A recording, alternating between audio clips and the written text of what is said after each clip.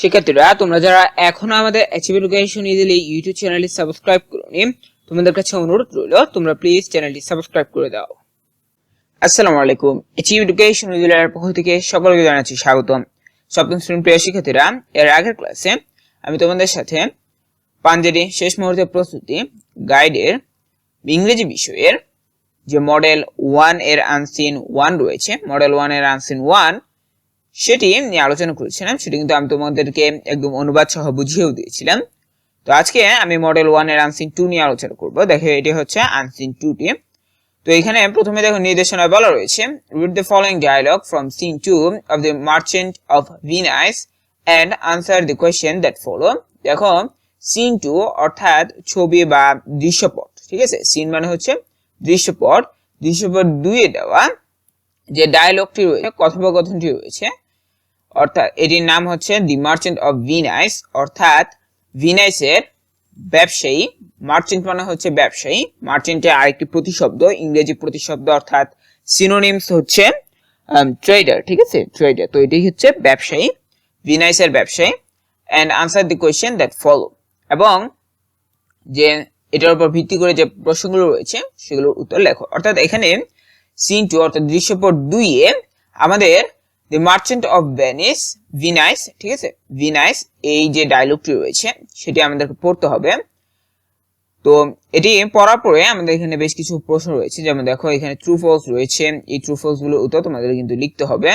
এরপর দেখো এখানে কিন্তু ম্যাচিং রয়েছে, এই ম্যাচিং গুলো কিন্তু তোমাদেরকে করতে হবে। তো দেখো এখানে প্রথমে বলা রয়েছে, আমরা যদি এখন ডায়লগটা পড়বো এবং এখানে যেসব শব্দগুলো তোমাদের কাছে অপরিচিত মনে হবে সেই অপরিচিত শব্দগুলো তোমরা একটি খাতায় নোট ডাউন করবে আগের মতোই। তো এখানে দেখো বলা হয়েছে সিন 3 দৃশ্যপট 3, a street in Venice outside Shylock's house। অর্থাৎ এখানে বলা হয়েছে যে ভিনাইসের একটি রাস্তা শাইলকের বাড়ির বাইরে। আউটসাইড মানে হচ্ছে বাইরে, এবং এখানে ভিনাইস হচ্ছে একটি জায়গার নাম, শাইলক হচ্ছে একজনের নাম। তো এখানে দেখো শাইলক বলছে, ইউ ওয়ান্ট 3000 ducats রাইট? তুমি 3000 ডুকেট চাও, তাই না? তো এখানে দেখো ডুকেটস কি, ডুকেটস হচ্ছে একটি মুদ্রা, ঠিক আছে, এটি একটি মুদ্রা। আমাদের যেরকম টাকা রয়েছে ঠিক সেরকমই ডুকেটস হচ্ছে এক ধরনের মুদ্রা। তো বেসানিও সে বলছে, yes sir, for 3 months Antonio will guarantee it, will you do it? দেখো এখানে yes sir অর্থাৎ হচ্ছে হ্যাঁ স্যার, for the 3 months 3 মাসের জন্য, Antonio will guarantee it, Antonio নিশ্চয়তা দিবে, will you do it, তুমি কি সেটি করবে? তো এখানে যেহেতু স্যার হচ্ছে তাহলে আমরা এখানে আপনি বলবো, আপনি কি সেটি করবেন? Shylock 3000 ducats for 3 months, Antonio will guarantee it। অর্থাৎ সে বলছে যে 3 মাসের জন্য 3000 ডুকেটস অ্যান্টোনিও নিশ্চয়তা দেবে। বেসানিও, হোয়াট ডু ইউ সে, আপনি কি বললেন? Shylock, Antonio is a good man, Antonio একজন ভালো মানুষ। I think I can do it, আমার মনে হয় আমি এটি করতে পারবো। When do you plan to pay it back? তুমি কখন এটি ফেরত দিবে বলে চিন্তা করেছো? অ্যান্টোনিও এন্টার্স, অর্থাৎ এখানে দেখো থার্ড ব্র্যাকেট দিয়ে এটি কিন্তু বোঝানো হয়েছে, অর্থাৎ এটি কিন্তু একটি দৃশ্যপট, অর্থাৎ এই সময় কি কাজটি হয়েছে সেটা কিন্তু এখানে বলছেন। অ্যান্টোনিও এন্টার্স অর্থাৎ অ্যান্টোনিও প্রবেশ করলো। ডোন্ট ওয়ারি, চিন্তা করবেন না, দেখো ডোন্ট ওয়ারি, চিন্তা করবেন না। স্যার, স্যার মানে হচ্ছে জনাব, ঠিক আছে, ডোন্ট ওয়ারি স্যার, চিন্তা করবেন না জনাব বা sir. We were just speaking about you, আমরা আপনার সম্পর্কে কথা বলছিলাম। এরপরে দেখো বলা হয়েছে, Antonio, Shylock, although I never lend or borrow money with high interest, I will make an exception to help my friend। এখানে দেখো বলা হয়েছে, শাইলক, যদিও আমি কখনোই উচ্চ সুদে টাকা গ্রহণ করি না, উচ্চ সুদে টাকা ধার করি না। এখানে দেখো লেন্ড অর বড়ো, অর্থাৎ লেন্ড আর বড়ো একই কথা। এখানে মানে লেন্ড আর বড়ো মানে হচ্ছে ধার নেওয়া, ঠিক আছে। তো সে বলছে, শাইলক, যদিও আমি কখনোই উচ্চ সুদে টাকা ধার করি না, আমি একটি ব্যতিক্রম করবো আমার বন্ধুকে সাহায্য করতে। অর্থাৎ সে বলছে যে শাইলক কখনোই টাকা ধার করে না অতিরিক্ত সুদে, অর্থাৎ হাই ইন্টারেস্ট মানে হচ্ছে অতিরিক্ত সুদে। দেখো এখানে যে 3000 ডুকেটস নিবে সে কারণে কিন্তু সুদ আকারে কিন্তু নিতে হবে, ঠিক আছে। বেসানিওকে কিন্তু 3000 ডুকেটস কি হিসেবে নিতে হবে? সুদ আকারে নিতে হবে। অর্থাৎ সে 3000 ডুকেটস নিচ্ছে, পরবর্তীতে কিন্তু তাকে সুদ সহ দিতে হবে। তো এরপরে দেখো এখানে বলা হয়েছে যে Shylock although I never lend or borrow money with high interest, Shylock যদিও আমি কখনো উচ্চ সুদের টাকা ধার করি না, I will make an exception to help my friend, আমি আমার বন্ধুকে সাহায্য করতে একটু ব্যতিক্রম করবো। অর্থাৎ এক্সেপশন মানে হচ্ছে আমি ব্যতিক্রম করবো, অর্থাৎ সে সাধারণত নেয় না কিন্তু সে এটার বিপরীতে এখন করবে। এক্সেপশন মানে হচ্ছে ব্যতিক্রম। শাইলক বলল, sign an agreement and for fun, if you don't pay me back as agreed, let the penalty be a pound of your flesh to be cut off and taken from whatever part of your body I please. দেখো বড় একটি বাক্য, এখানে বলা হয়েছে একটি চুক্তিতে স্বাক্ষর করো এবং মজা করার জন্য যদি আপনি আমাকে সম্মতি হিসেবে ফেরত না দেন, তাহলে জরিমানাটি আপনার মাংসের 1 পাউন্ড হতে দিন, আপনার শরীরের যে কোনো অংশ আমি খুশি তা কেটে নিব। দেখো এখানে বলা হয়েছে যে এখানে ওকে বলা হয়েছে যে একটি চুক্তি স্বাক্ষর করতে এবং সে মজা করার জন্য, অর্থাৎ এটি হচ্ছে বিকল্প হিসেবে, ফর ফান এখানে বলতে বোঝানো হচ্ছে বিকল্প হিসেবে, অর্থাৎ যদি সে এটি না করতে পারে, if you don't pay me back as agreed, আপনি যদি আমাকে ফিরিয়ে দিতে না পারেন, let the penalty be a pound of your flesh, এর বিপরীতে অর্থাৎ জরিমানাটি, পেনাল্টি মানে হচ্ছে এখানে জরিমানা, a pound of your flesh, এখানে a pound of your flesh বলতে হচ্ছে আপনার যে মাংস রয়েছে মাংসের একটি টুকরো, a pound of your flesh মানে হচ্ছে আপনার মাংসের একটি টুকরো, to B cut off and taken from whatever part of your body I please, সে বলছে যে কোনো অংশ কেটে নেওয়া হতে পারে আপনার শরীর থেকে যেটা আমার পছন্দ, যেটা আমার তার কাছে খুশি হয়, ঠিক আছে। প্লিজ মানে হচ্ছে সন্তুষ্ট, অর্থাৎ যে কোনো অংশে সে কেটে নিতে পারবে যেটি তার কাছে ভালো মনে হয়, অর্থাৎ ভালো মনে হয় বা সন্তুষ্টজনক মনে হয়। অর্থাৎ সে যদি টাকাটি আগে দিতে না পারে, অর্থাৎ নির্দিষ্ট সময়ের মধ্যে, তাহলে কি করবে, তার শরীরের যে কোনো অংশ থেকে একটি মাংসের টুকরা কেটে নিবে, যেটা সে মনে করবে যেটি তার কাছে সন্তুষ্টজনক মনে হবে, অর্থাৎ শাইলকের কাছে।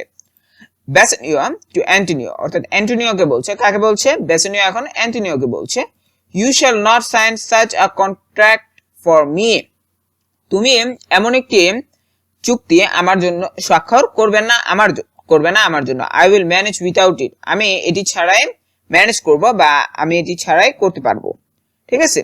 তো কন্ট্রাক্ট মানে হচ্ছে চুক্তি, অর্থাৎ বেসেনিওকে সে বলছে আমার জন্য এরকম একটি চুক্তি করবেন না, আমার সুবিধার জন্য আপনি নিজের জন্য এরকম একটি চুক্তি করবেন না, you shall not sign such a contract for me, অর্থাৎ তার জন্য যাতে অ্যান্টোনিও এরকম একটি স্বাক্ষর না করেন, আই উইল ম্যানেজ উইথাউট ইট, আমি এটি ছাড়াই করতে পারবো।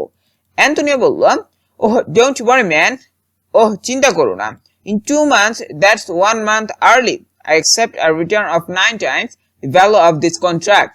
দেখো এখানে বলা হয়েছে ইন 2 months, অর্থাৎ 2 মাসের মধ্যে, এটি 1 মাসের প্রথম দিকে আমি এই চুক্তির মূল্যের 9 গুণ ফেরত আশা করি।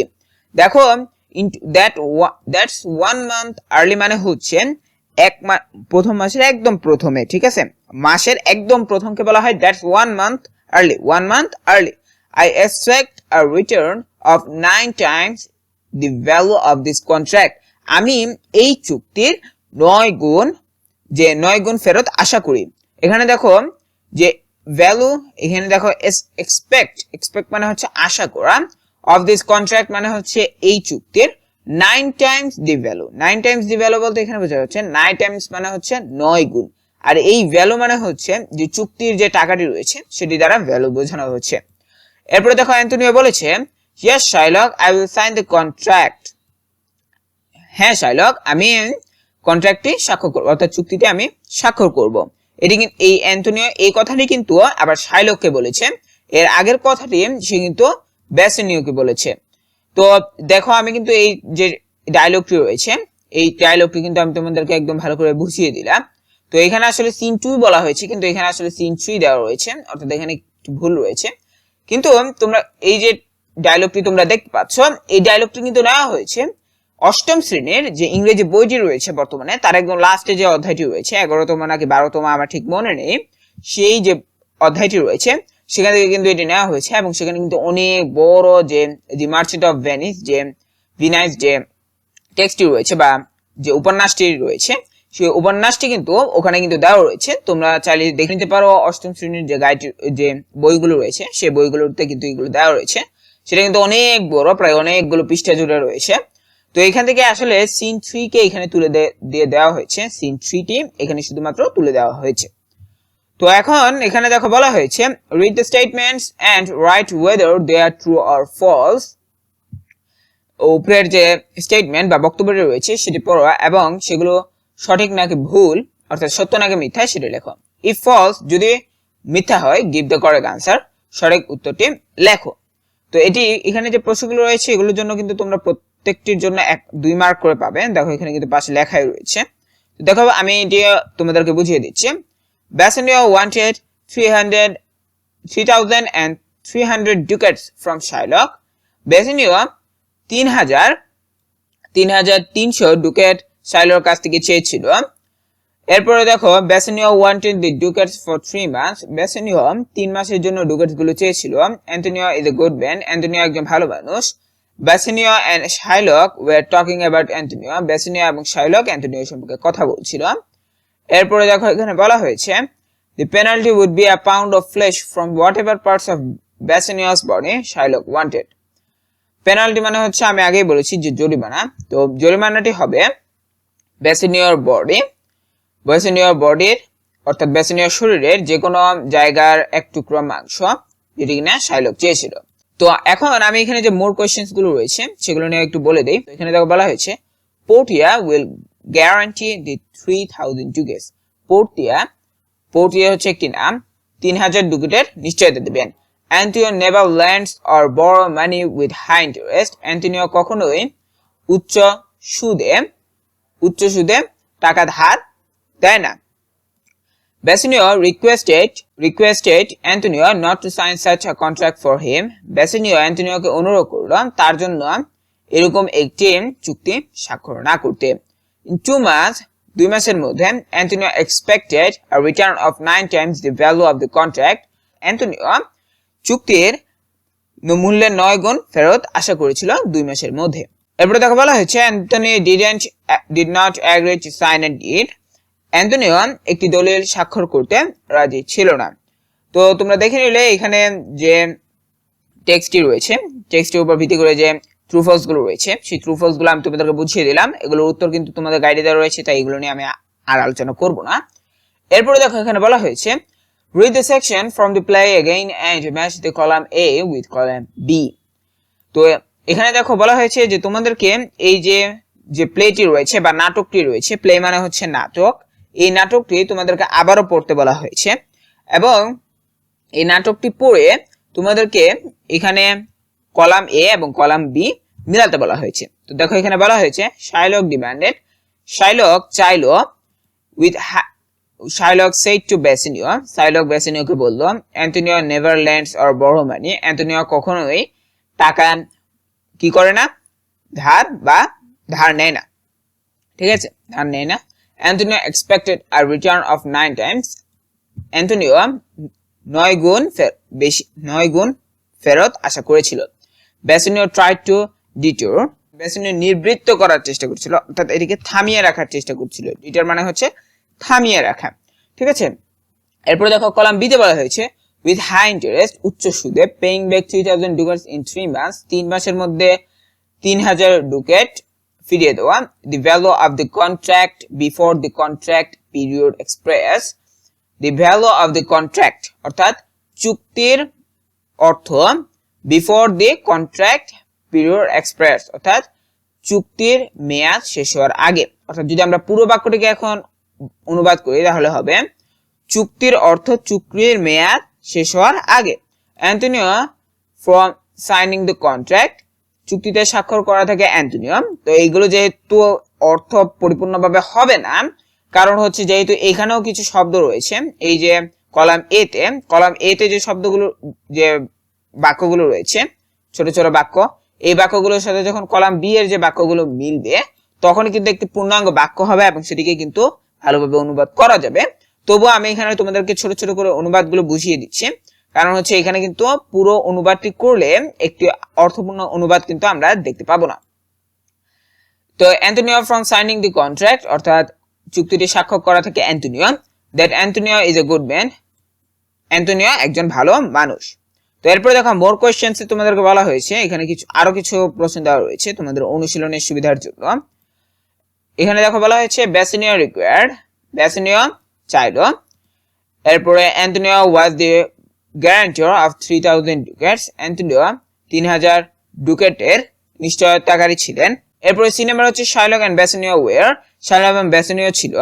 আ pound of flesh from Antonio's body was fixed, Antonio's শরীর থেকে এক টুকরো মাংস নির্ধারিত ছিল। Antonio sign the contract, Antonio যে কন্ট্রাক্টটি চুক্তিটি স্বাক্ষর করেছিল। এরপরে দেখো কলাম বি তে বলা হয়েছে as penalty for the failure of paying back the money in time, অর্থাৎ সময়ের মধ্যে টাকা অর্থাৎ অর্থ জমা দেওয়ার, অর্থাৎ পেইং ব্যাক মানে হচ্ছে পুনরায় জমা দেওয়ার ব্যর্থতা হিসেবে জরিমানা। টকিং অ্যাবাউট অ্যান্টোনিও, অ্যান্টোনিও সম্পর্কে কথা বলা। 3000 ডুকেটস ফর 3 months, 3 মাসের জন্য 3000 ডুকেটস। only to help his friend বেসিনিও, তার শুধুমাত্র তার বন্ধুকে সাহায্য করার জন্য। দ্যাট বেসিনিও borrowed from শাইলক, যেটি কিনা বেসিনিও শাইলক থেকে ধার করেছিল। তো তোমরা এখানে দেখে নিলেন যে আমি এই যে কলাম এ এবং কলাম বি রয়েছে এটি তোমাদেরকে বুঝিয়ে দিলাম। এখানে আসলে তেমন কিছু নাই, এটা জাস্ট তোমাদেরকে ম্যাচিং করতে হবে। আমি তোমাদের অর্থগুলো বুঝিয়ে দিলাম। তো এরপরে দেখো তোমাদের রয়েছে পার্ট বি অ্যাপ্রিশিয়েটিং পয়েন্টস। তো এখানেও একটু ভালো করে লক্ষ্য করো, এখানে কিন্তু তোমাদেরকে কবিতা দেওয়া রয়েছে এবং কবিতার অর্থ কিন্তু সাধারণ যে গদ্য রয়েছে, সাধারণ যে আনসিন গুলো রয়েছে সেগুলোর মতো কিন্তু হয় না। কবিতার কিন্তু একটি তাল রয়েছে, সেই তাল অনুসারে কিন্তু সেগুলো অনুবাদ করতে হয়, শব্দের সাথে শব্দ মিলিয়ে অনুবাদ করতে হয়। তো এর পরবর্তী ক্লাসে আমি তোমাদেরকে এটি বুঝিয়ে দিব এবং আজকের ক্লাসে আমি তোমাদেরকে আনসিনটি বুঝিয়ে দিলাম। তোমরা যারা আনসিন 1 দেখতে চাও তোমরা চাইলে আমাদের আগের পর্বটি দেখে আসলে এই যে আনসিন 1 রয়েছে এই আনসিন 1টি তোমরা দেখতে পাবে। তো এর পরবর্তী ক্লাসটি দেখার আমন্ত্রণ জানিয়ে আমি আজকের মতো এখানেই শেষ করছি। আসসালামু আলাইকুম ওয়া রাহমাতুল্লাহ।